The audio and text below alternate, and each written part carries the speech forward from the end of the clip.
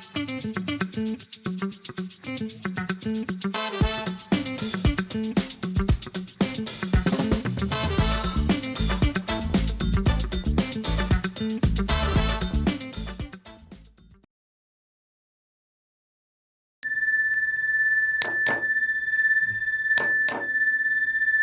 is not your ABC. This is live KNTV Channel 21.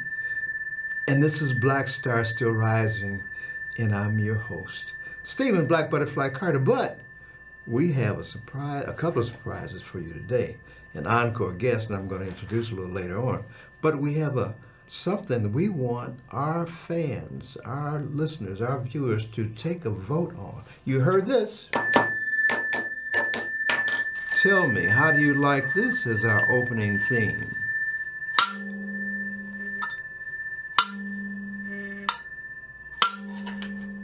John, you get a first vote. Which one you going to vote on? I'm gonna call them dongs. I don't know what to call them. Yeah, I'm going with the first one. This is my guest for encore performance. This is going to be John Adams. We're going to talk a little bit more about him and his being founder of the Bronzeville Trail, but you're going to give me all the correct information. But before I do what I have to do, want to do, and that's give shout outs to all the people that make this possible, starting with Darius Clemens, the executive director of KNTV, who has been the encouragement and the person that has made our show possible and invited community-related shows, community-based shows and projects to KNTV. And right after Darius comes our studio producers, and those are Imani Payne and Rocio Santos, who make this possible. And we also have our other producers, associate producers, that's Doc Mike Washington and Ellis Taylor.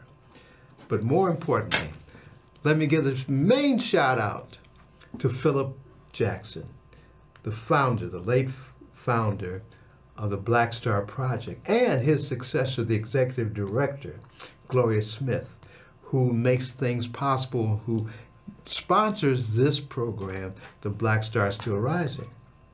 Now, this trail is more than just a trail. It's more than talking about a trail.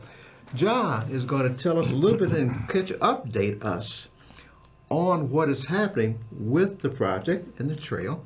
And before we go another step, I know what you can do. He's coming back for another encore performance to keep us updated. John, tell us, catch us up on what's happening with the trail. Steve, thank you so much for having me back.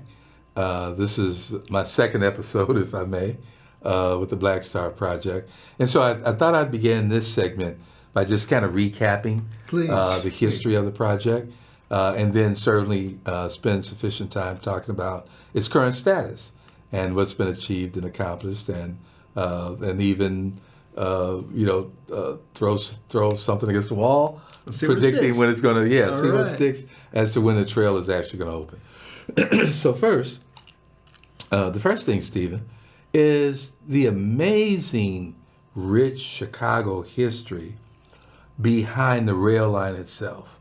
Literally, this rail line embankment represents the remnants of the old Stockyard line. And where does it run? And it runs from Federal and Dearborn.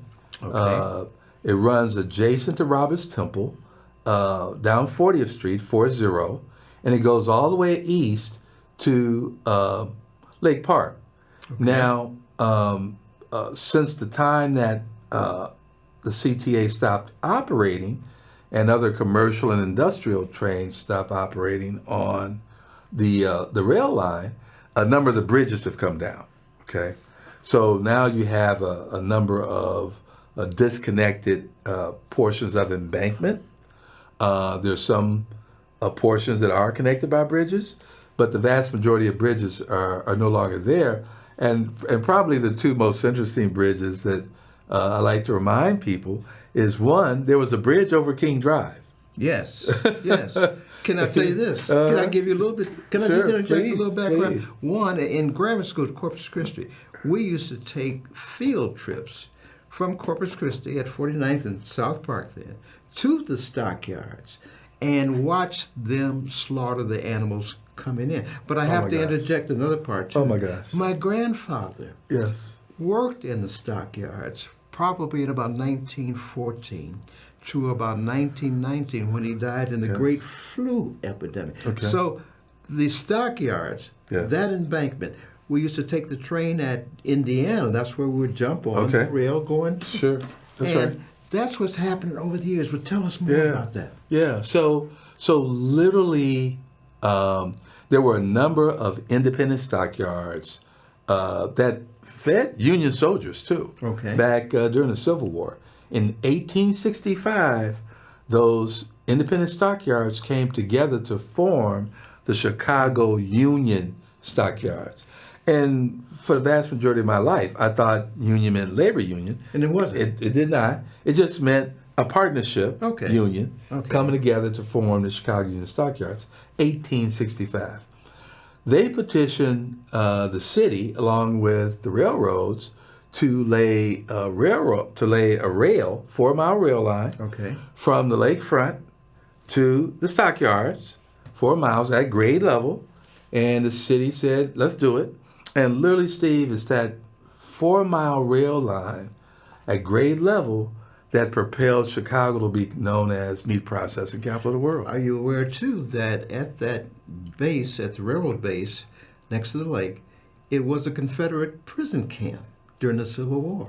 Wow. I've heard that because I've Yes. heard it. I heard the stockyards fed them too. Yes. Yes. Yes. Their meats also came from the stockyards.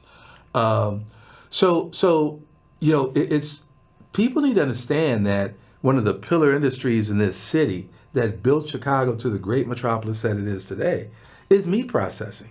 And think of it not just in terms of the meats. Think about it in terms of also the ancillary services that spun and grew exponentially as a result of stockyards and meat processing.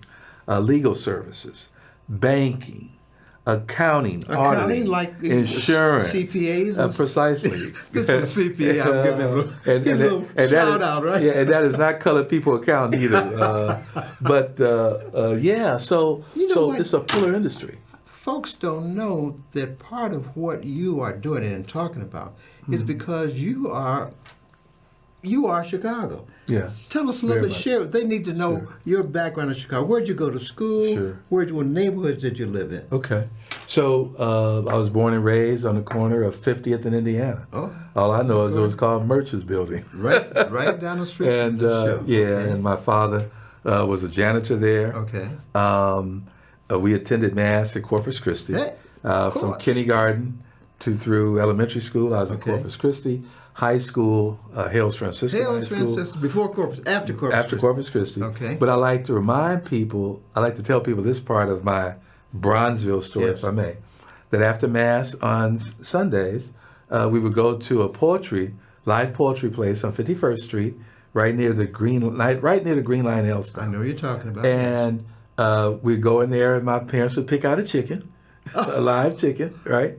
And That we was know supper. we know what happens to live chickens. And of course, those days, at least in Bronzeville, Yeah, right. are no longer there. And then the second fascinating thing that I remember is going to Washington Park with my parents to hear Dick Gregory, Oh. the 300-pound plus Dick Gregory, Yes, pontificate yes, about yes. civil rights. Yeah. So- You needed to know that his involvement with this trail is somebody who has been there Yes. and saw and all of these transpiring and developing. Go ahead, John. Tell us Yeah. some more about what's happening. A little bit of history about Sure. it, please. Sure. So the rail line was extremely successful, grade level, but too many people were being killed, Steve. So in 1903, the city council voted that a number of rail lines in Chicago needed to run on embankments. Okay. They need to be elevated. Okay. So in our case, the rail line, the Stockyard line, began to run on an elevated embankment in 1907. Okay. Um, 7. Okay. It was still extremely popular. It was primarily industrial and commercial. Okay. But people would try to ride that line because it circled the stockyards. And that was like a field trip, to go see the stockyards and go past the Armour plant, the Swift plant. I mean, all of the big name meat processing and packing companies that, we still know today. That provide That's what produce. took my grandfather to work. He's at Bowen, right at the station there. Oh, at my God. 400 East Bowen. Yes. Yes. Yes. And so a bit of a sidebar as you talk about your grandfather right at Bowen. We have a relationship with Circuit Court Judge Stanley Hill, Okay. who wrote a book about the embankment. And they grew up calling it the L Wall. Yeah. He talked about going up there, playing on it as a kid with his buddies. So, so this was a living, breathing asset of the city of Chicago. The CTA began to run a line on it called the Kenwood L line in 1947. And then that line ceased in 1957. And so it was abandoned essentially by the CTA and the city. There was still some industrial and commercial use on it, but by 1971, coal cars running. by the late 60s for sure, there wasn't any activity on it. And then the city, quickly removed some of the bridges. Another fascinating spot to just imagine that there was a bridge is the one that extended from Cottage Grove to Drexel. Okay. Yes. Yeah. That was also connected, a bridge because the train went all the way to Lake Memorial Park. Church was right there. That's right. All these. That's right. Precisely. A lot of history there. Tremendous history. And so, Steve, as we proceeded with the project, one of the things that we learned was how it coincided with the migration story. Okay. That rural African Americans came to Chicago. They got off the train at 12th Street. Right. Started walking south. And then when they got to Bronzeville, started walking to the stockyard. And Steve, they were hired on the spot. Yeah. Because they had background in slaughtering. You're being polite. They weren't strike breakers. No. Like they've been portrayed as strike. They had skill sets. Yeah. Is that DEI? Because they came there with skill sets, right? There was no DEI. Okay. Steve, I grew up, we used to joke, we knew how to cut up a pig from the rooter To the tutor. See, I didn't have to finish it. I feel you do it, right? But when I grew up, that was like a joke. Yes. No, it was real. Right? And we used to see the livestock. I lived at 63rd and South Park, and they would turn coming down South Chicago, down King Drive. Wow. They would make the turn at 63rd Street, go over to Ashland, I think, Okay. or State. Okay. And that's how they came into the city, going to the stockyards. Wow. When they got to 43rd or Root Street, they would head west and get to the stockyards. Wow, man, it's just rich. We would smell them coming. Yeah, of course. Right. Yeah, just rich history, and so yes, our people knew how to slaughter livestock.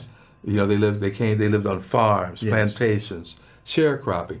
So they were hired on the spot, and Because of skill sets. because of skill sets. Okay. That's right. Talk about So that's the kind of the history that attracted us to the migration story, and so as we began to do the research, the Bronzeville Trail Task Force was formed incorporated in September 2020. 2020. Okay. 2020, and You're from the that founder. point, I'm the founder and currently the executive director. Okay.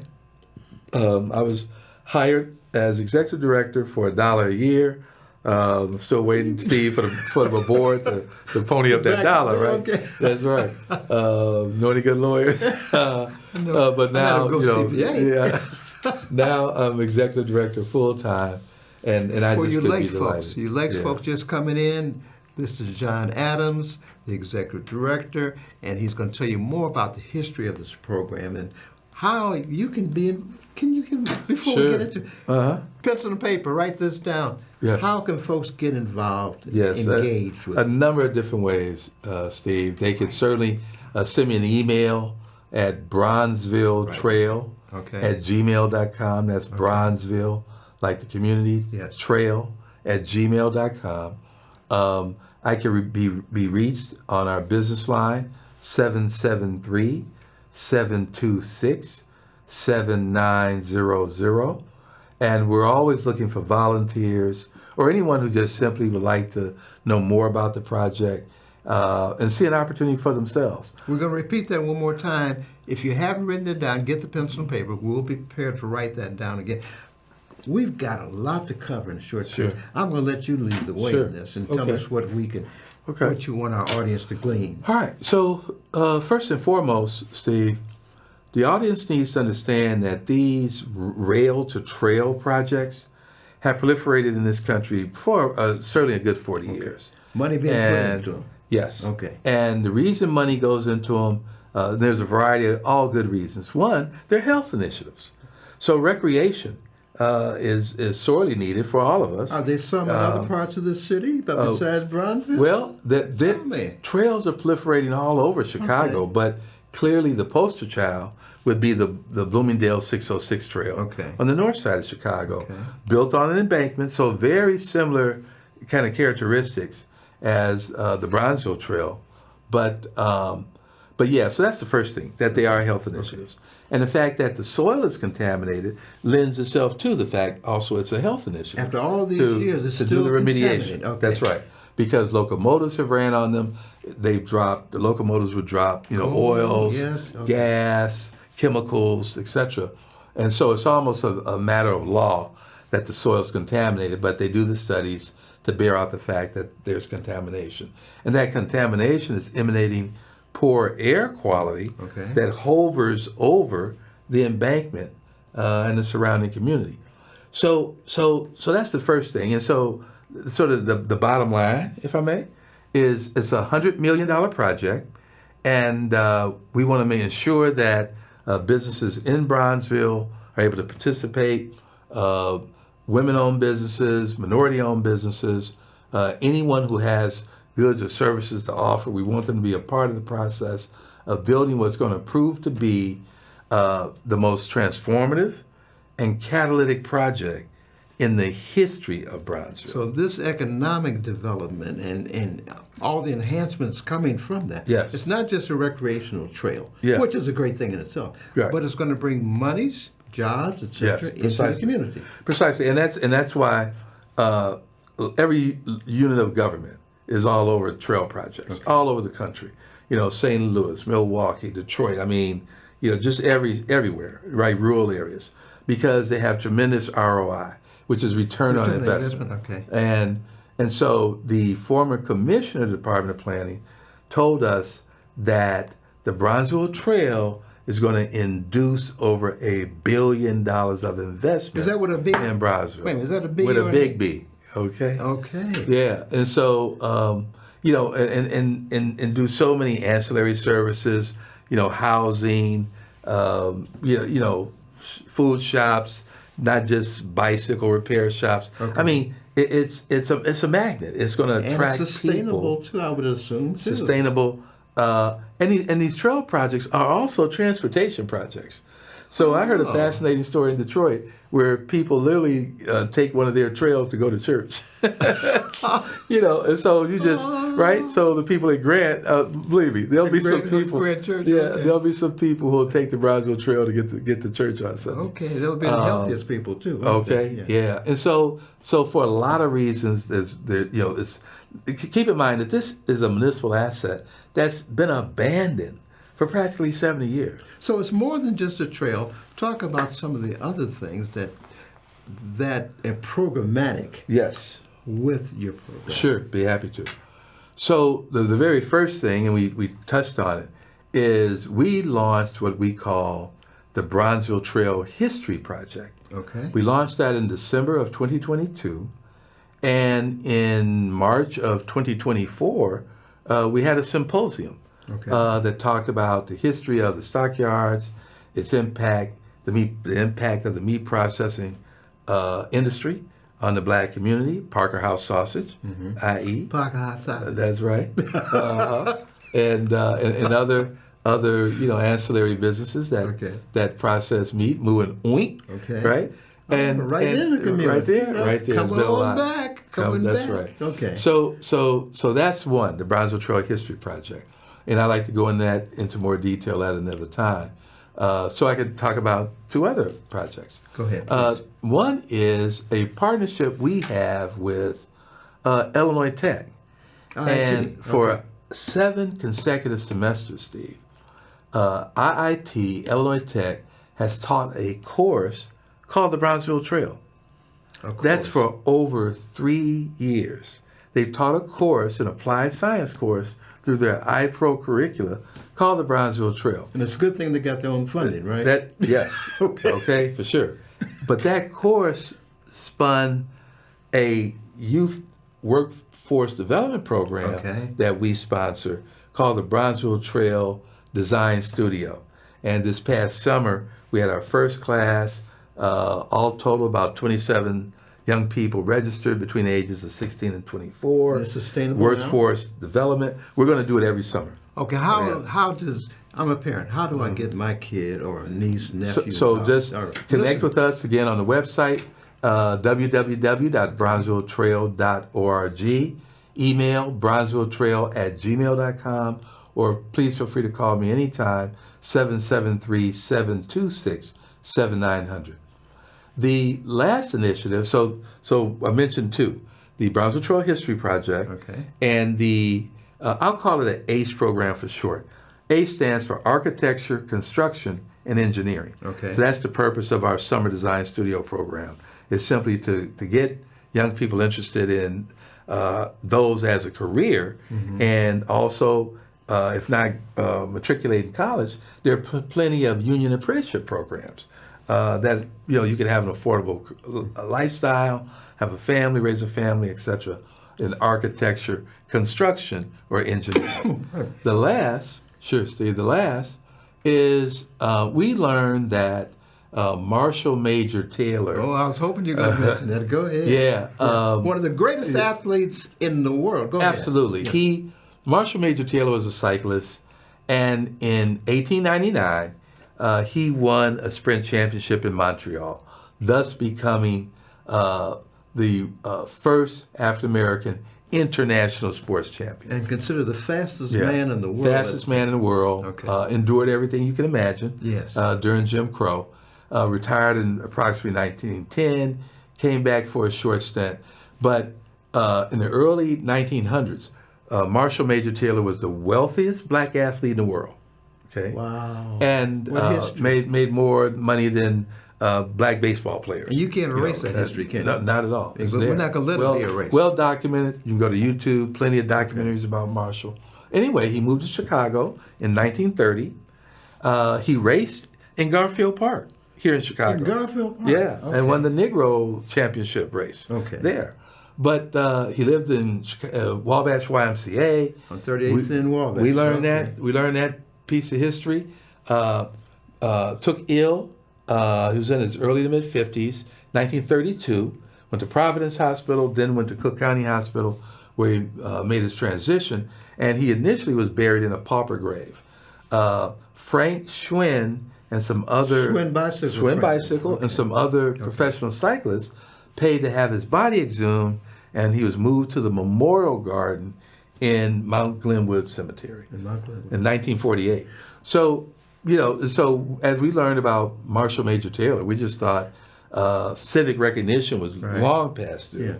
And our organization, Bronzeville Trail Task Force, wrote the legislation to get Marshall Major Taylor the Congressional Gold Medal. That means we have to tell our story, even in writing legislation, so it gets on the books. Precisely. Thanks be to God, and you just can't make this up.